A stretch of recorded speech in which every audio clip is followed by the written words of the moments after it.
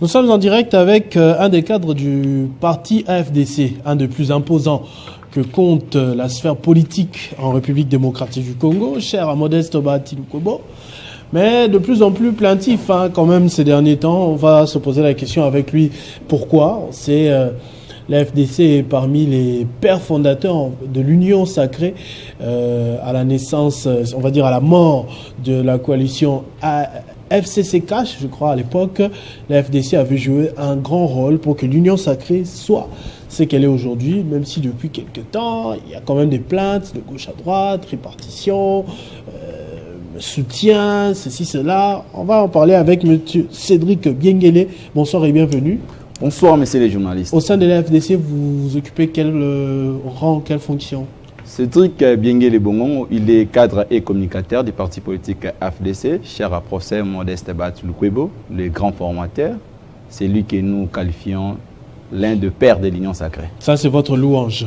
Vous confirmez quand même ce que je suis en train de dire au début là? Oui, père de l'Union sacrée, on ne dit pas le contraire, mais ces derniers temps, c'est quand même trop des plaintes au sein de la FDC. Non, pas du tout. Il ne faut pas employer ce vocabulaire, plainte, parce que nous sommes un État moderne. Il y a des principes qui gouvernent tout État, entre autres dans une démocratie. Les poids numériques politiques des partis politiques sont tenus toujours en considération, et surtout qu'après les élections globales. C'est aussi une dimension de jauger, soit un thermomètre, de mesurer la capacité de tout parti politique, la cohésion avec la population, s'exprime au travers des élections. Le parti politique AFDC est allé, après les élections, nous avons obtenu beaucoup de sièges. Après l'installation du gouvernement, la publication n'a pas tenu compte du poids numérique de l'AFDC. C'est une démarche tout à fait logique de réclamer les postes ministériels parce que la règle de répartition était claire. Celui qui a 10 députés, il a droit à un ministère. Mais par contre, la FDC est allée, nous avons une histoire de 45 députés. Cette réclamation, elle est fondée. Et surtout que dans une démocratie comme la nôtre. Alors là, je vous vois venir parce qu'on parle déjà du nouveau gouvernement d'Union nationale qui va intervenir. Le président de la République et même plusieurs observateurs veulent miser beaucoup plus sur la compétence.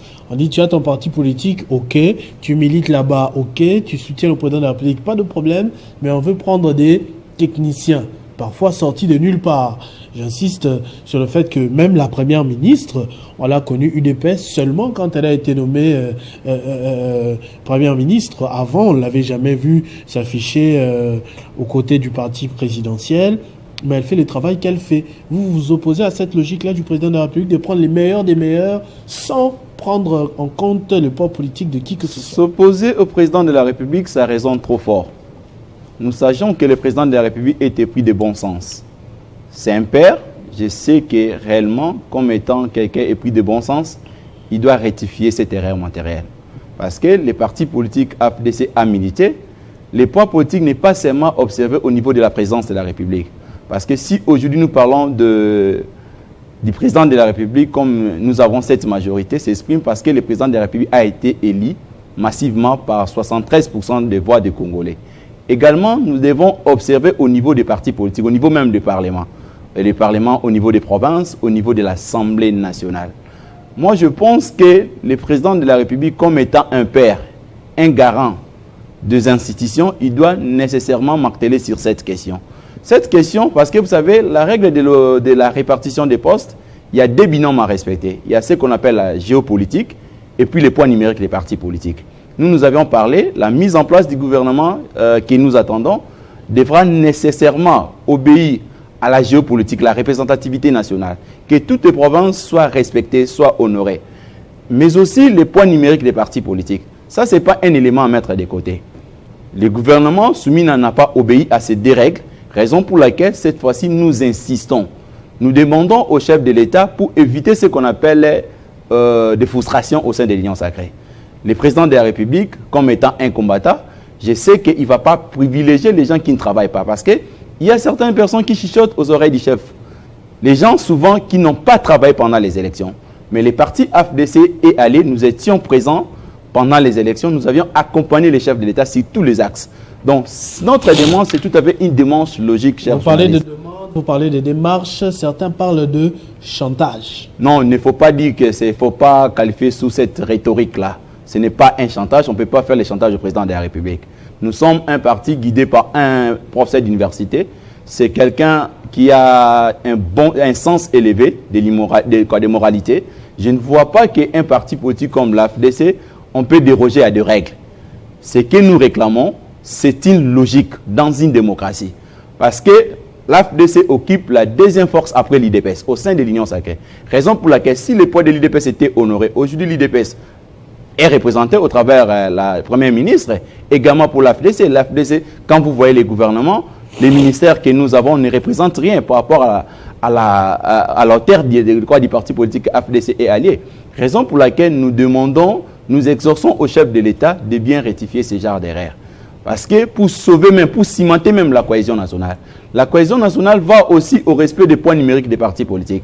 Nous sommes dans une république épris de tests. C'est-à-dire, dans une démocratie que nous avons tendance à privilégier l'état des droits, c'est aussi le respect des principes qui gouvernent dans cette démocratie. Entre autres, c'est des binômes dont je vous ai fait allusion, messieurs les journalistes. C'est très bien. Est-ce que vous pouvez déjà me rappeler ce que vous avez eu comme, on va dire, représentation au sein de ce gouvernement? Combien de ministres? Nous avons 2 ministères. C'est juste un ministère et demi. Un ministère et demi. Effectivement. Qu'est-ce que vous appelez et demi là? Donc, parce que le ministère du Travail, on a retiré ce qu'on appelle prévoyance sociale. Et puis, il y a le ministère formation professionnelle. En termes d'attribution, les attributions posent problème. Raison pour laquelle nous l'AFDC, nous qualifions ça un ministère et demi. Un ministère et demi. Effectivement. Pour combien de députés? Pour 45 députés. 45 députés. Effectivement. Vous êtes quantième Nous sommes deuxième après l'IDPS. Après l'IDPS.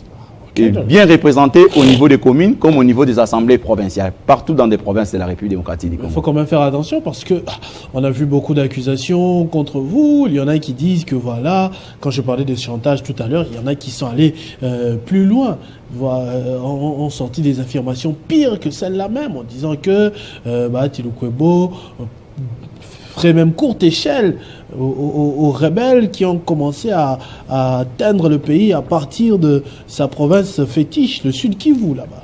Vous savez, le Modeste Bat, professeur, il a commencé au sein de la société civile. À l'époque, quand il a intégré le gouvernement de Mobutu comme ministre de l'économie, il a initié des réformes de qualité. Vous savez, les passages du professeur Modeste Bat de la société civile à la politique active, il a un bilan. Beaucoup de temps, il a été frustré, mais il n'a jamais touché aux armes. Pour vous dire que ce n'est pas dans notre rhétorique. Nous, l'AFDC, on ne peut pas défenestrer les efforts pour mettre en place cette constitution. Nous avons payé un prix. Notre président, notre autorité morale, je vous ai dit qu'il a mobilisé la population pour faire face à la dictature de Mosé Laurent Désiré Kabila à l'époque. Je ne vois pas les partis politiques AFDC s'introduire dans ce genre de choses. Ce n'est pas dans notre langage. Nous, la voie par excellence d'accéder au pouvoir, c'est les élections. Comme nous venons de réclamer tout de suite. Je ne vois pas l'AFDC qui a comme bastion électoral dans la partie est du pays puisse encore massacrer la population qui fait de nous la deuxième force au sein de l'Union sacrée. L'AFDC aujourd'hui comme parti politique, tout ce que nous avions enregistré comme problème depuis le régime passé FCC, vous avez vu comment Modeste Bat, tout ce qu'il avait fait à l'époque, ses efforts étaient mis de côté. Il s'est retrouvé en exil pour des raisons sans nom. Aujourd'hui, après avoir ravi, effectivement. On allait l'arrêter s'il revenait ici. Non, il était passé en exil pendant beaucoup de temps. Ou en exil? Non, en exil à l'époque du FCC. Exil? Effectivement. Non, renseigne-toi. Renseignez-vous, vous aurez toutes les informations nécessaires. Je vous dis que le professeur Modeste Bat, tout ce qu'il a subi comme humiliation, il n'a jamais touché aux armes. Nous, notre élément monteur, c'est-à-dire d'aller aux élections. Privilégier d'abord les élections comme un style d'action, d'accession au pouvoir. Donc pour dire que tous ces gens-là qui font des chantages, dire que Modeste Bat est en connivence avec les rebelles, c'est faux et archi faux. Parce que Modeste Bat, d'abord ces histoires, c'est bien, ont été réquisitionnées par des rebelles. Lui-même, Modeste Bat, aujourd'hui, sa famille biologique, sa famille politique dans la partie est du pays. Aujourd'hui, il y a des morts à tout moment, comme étant un élu de l'autre côté, un grand notable de la partie est. On est en train de traquer les siens. Non, effectivement, pour vous dire que tous ces gens-là qui disent que l'AFDC complote avec des rebelles, c'est signe de manche mal logique. Parce que nous, notre sens, c'est-à-dire de prôner pour la démocratie, de faire en sorte que la cohésion nationale soit cimentée, raison pour laquelle nous avions demandé, après la consultation, de mettre en place un gouvernement de combat. Parce que ce gouvernement aura comme assignation, c'est-à-dire de doter à la République une armée sentinelle. Gouvernement de combat. Effectivement. Avec combien de membres de l'FDC? Bon, jusqu'à preuve du contraire, on ne peut pas déterminer, sauf que nous demandons les respects. Parce que ça fait partie... 45 députés égale à combien de ministres, selon votre calcul? Selon mon calcul, c'est une histoire de 4 ministres. 4 ministres. Effectivement. Donc 10 députés, 1 ministre. Effectivement. Maintenant, le peuple aussi dit... Le gouvernement trop élastique, là, on n'en veut plus. On veut une petite équipe restreinte qui fera les nécessaires. Non, il faut voir le Congo dans sa grandiloquence. Ce n'est pas un petit pays. Donc, dans une république comme la nôtre, avoir par exemple un gouvernement de 45 à 50 membres, ça ne va pas poser problème. Parce que les problèmes, tout ce que nous enregistrons ici, quand nous définissons comme étant un gouvernement de combat, ce gouvernement va doter à la République une armée sentinelle. Une armée qui va protéger nos territoires, notre population. Et puis, hormis le front militaire, il y a aussi le front social qui pose problème. Aujourd'hui, vous voyez les paysages de notre pays, vous allez vous rendre compte que la population souffre. Raison pour laquelle... Le ministère du Travail, par exemple, on aurait aimé voir les prouesses d'un fils FDC là-bas. C'est un ministère que, sauf si je me trompe, Mahaty Lukoba s'est occupé à un moment. Effectivement. Vous savez, c'est un peu d'interroger. Notre ministre fait partie de meilleur de l'équipe Soumino. Il a initié des réformes de qualité. Vous aviez suivi ce qui s'est passé avec Simic. Aujourd'hui, là, ça demandait un message pour actualiser les taux.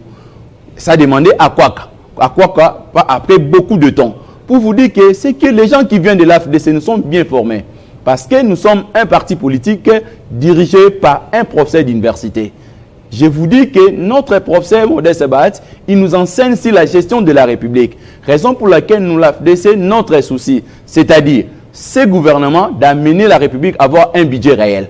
Un budget qui va répondre aux problèmes de route, aux problèmes de front militaire. Je vous ai dit que le pays est agressé. Qu'est-ce qu'on peut faire pour faire face aux ennemis? C'est-à-dire, nous devons mettre des moyens. Des moyens là, ça demande une canalisation de fonds. Si la République n'est pas en mesure de canaliser ce que nous avons comme moyen, ça ne va pas répondre aux problèmes réels de la population. Raison pour laquelle nous, dans notre école, on nous enseigne ce qu'on appelle la bonne gouvernance. Bref, je vous ai dit que partout où le professeur Modeste Bahat il est passé, comme ministre, il a toujours excellé. Il a donné des réformes de qualité, des réformes qui ont permis à la République de dégénérer beaucoup de recettes. Pour vous dire que nos ministres, s'il faudra évaluer tout et chacun, vous allez vous rendre compte que ces gens-là viennent de l'AFDC, de la grande formation politique de Modeste Bahat Lukwebo. C'est très bien. Je vous avais interrompu quand vous étiez en train de parler de ce gouvernement de combat. On a déjà eu les Warriors, l'AFDC était représenté, je crois, à ce niveau-là sans problème, parce que vous aviez le Sénat, peut-être que le gouvernement ne vous intéressait peut-être pas trop comme aujourd'hui. Vous avez perdu la présidence du Sénat. Le gouvernement de combat, rappelez-nous, pour quelle mission? Le gouvernement de combat, il y a des missions à observer. Entre autres, je vous ai dit, ce gouvernement, c'est d'abord de régler le front militaire et le front social. Aujourd'hui, il y a la dégradation sécuritaire. Il faut une armée sentinelle, une armée qui va sécuriser nos territoires, une armée qui va sécuriser nos populations. Au jour d'aujourd'hui, quand vous voyez les paysages politiques de la population, aujourd'hui, notre peuple est caractérisé par la paupérisation. Il nous faut des réformes de qualité, des réformes structurelles et non de réformes de quantité. Raison pour laquelle nous nous demandons des personnes outillées. Parce que je vous ai dit que notre autorité morale, il a un bilan à présenter. Il a un parcours il a un parcours à présenter par devers le public. Parce que je vous ai dit, en étant de la société civile, en intégrant la politique active, il maîtrise des questions qui touchent les problèmes réels de notre population. Les problèmes liés au développement. Prévané, je vous ai dit, quand il était ministre de l'économie, il a doté à cette République des réformes de qualité. Aujourd'hui, nous avons l'INSS, aujourd'hui, nous avons l'ONEM, ça fait partie des réalisations de Modeste Bahat. C'était des entreprises, des portefeuilles de l'État pacteurs. ça demandait un monsieur combat pour initier des réformes de qualité. C'est lui qui a relevé la CNSS effectivement. et coordonne ça à l'FDC, on retire ça. Effectivement. C'est fait exprès. Vous savez, c'est mon point de vue. Si j'étais le conseiller du président de la République, j'allais plutôt conseiller mon chef de l'État de nommer un monsieur comme Modeste Sebat comme Premier ministre, parce que c'est quelqu'un qui a fait face à des différents fronts, entre autres depuis l'époque de Mobutu. C'est un dépositaire des questions étatiques. C'est quelqu'un qui maîtrise toutes les grandes questions de notre pays. Raison pour laquelle ce n'est pas un amateur. Le pays n'a pas besoin d'un blanc-bec à la tête du gouvernement. Quelqu'un qui vient juste apprendre. On n'a pas besoin de ce genre de gens. On a plutôt besoin de gens qui sont des personnes définies comme étant des personnes de solution. Le modèle va être à la tête du gouvernement de combat. Je vous dis, moi là, si j'étais le conseiller du président de la République, si le président de la République aura l'occasion là de me suivre au travers votre grande édition, je pense qu'un monsieur comme Modeste Bat, si par exemple Lukobo arrive à la tête du gouvernement, il va me ramener la solution dans ces pays. Nous aurons une paix durable et une paix définitive. Parce que le monsieur maîtrise des questions étatiques. Ce n'est pas un amateur, ce n'est pas un apépriste.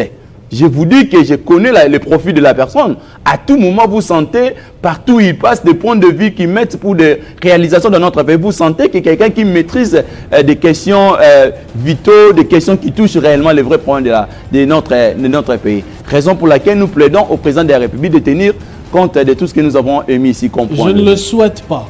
Mais juste pour réveiller la curiosité de ceux qui prédisent le mal, qui disent que vous avez de mauvaises intentions, qu'est-ce que vous ferez si au cas où, dans ce gouvernement de combat, comme vous le dites vous-même, vos revendications ne sont toujours pas prises en compte? Bon, nous sommes un parti politique, ce n'est pas encore le moment de décider. Parce que je vous ai dit, nous ne sommes pas du genre de ce qu'on appelle de faibles d'esprit. Parce que les événements pareils, on en a enregistré de trop. Tout ce que nous aurons comme le chef de l'État, je vous ai dit que c'est quelqu'un épris de bon sens. Je ne vois pas qu'il va partager votre rhétorique. Cette fois-ci, le président de la République, le garant de bon fonctionnement des institutions, il va faire en sorte que ces erreurs soient corrigées. Je suis certain que le président de la République, comme étant un bon père de famille, tout ce que ces enfants de l'AFDC, pendant tout ce temps que nous avions crié, certains nous qualifiaient comme étant des plénichaires. Ce n'était pas ça le cas. C'est plutôt, nous demandons que les règles qui gouvernent la démocratie soient respectées. C'est même une façon d'honorer la population. Parce que la population s'exprime au travers des élections. La population, elle est représentée au travers des députés nationaux, provinciaux, au niveau des élections municipales. Donc pour vous dire que c'est une occasion pour la République de corriger, d'honorer même la République, d'honorer même cette population qui a voté le président de la République massivement. Merci beaucoup, monsieur Cédric Biengele, communicateur et cadre du parti politique AFDC de Bahati Lukobo, que vous n'avez cessé de louer sur ce plateau et rempli d'éloges. Merci beaucoup d'avoir répondu à notre invitation. Merci, monsieur le journaliste, c'est un plaisir partagé. Merci également à vous d'avoir suivi ce Kinshasa Direct avec deux dossiers du soir. Dans quelques minutes, grâce Salambo Chako Ankoni sera des vôtres pour la présentation de la grande édition des 19h. Restez fidèles au programme de votre chaîne Télé 50. Vivez heureux, vivez 100 ans, mesdames et messieurs.